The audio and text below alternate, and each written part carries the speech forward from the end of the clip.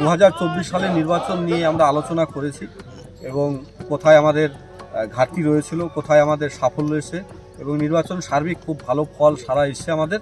পাশাপাশি আগামী দিনে আমাদের আরও অনেক কর্মসূচি আমরা নিচ্ছি।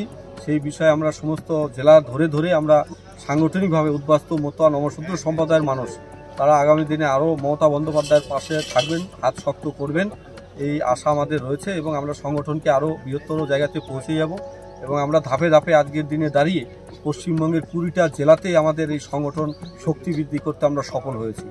তৃণমূল কংগ্রেসের শাখা সংগঠন হিসাবে এটা আমাদের কাছে অল্প দিনে, মাত্র 1 বছর অল্প দিনের মধ্যেই আমরা এই সফলতাটা আমরা অর্জন করতে পেরেছি এবং সকলের যে আলোচনা, গঠনমূলক আলোচনা আমাদের হয়েছে।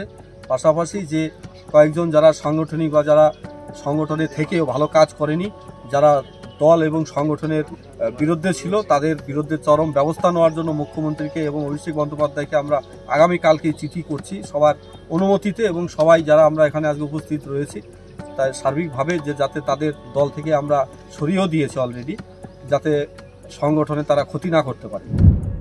লোকসভা নির্বাচনের পর রাজ্যে মতুয়া, নমশূদ্র এবং উদ্বাস্তু প্রভাবিত 20টি জেলায় ফলাফল নিয়ে এদিন বিশেষ আলোচনা সভার আয়োজন করেছিল পশ্চিমবঙ্গ তৃণমূল কংগ্রেস নমশূদ্র উদ্বাস্তু সেলের পশ্চিমবঙ্গ রাজ্য কমিটি।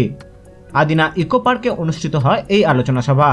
উপস্থিত ছিলেন সংগঠনের রাজ্য কমিটির চেয়ারম্যান রঞ্জিত সরকার সহ প্রতিটি জেলার সভাপতি, চেয়ারম্যান এবং সংগঠনের রাজ্য কমিটির সদস্যরা।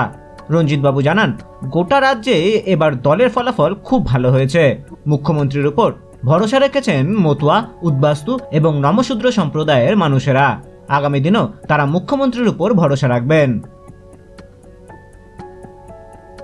গাজল থেকে ক্যামেরায় পঙ্কজ ঘোষের সাথে গৌতম দাসের রিপোর্ট, উত্তরবঙ্গ সংবাদ।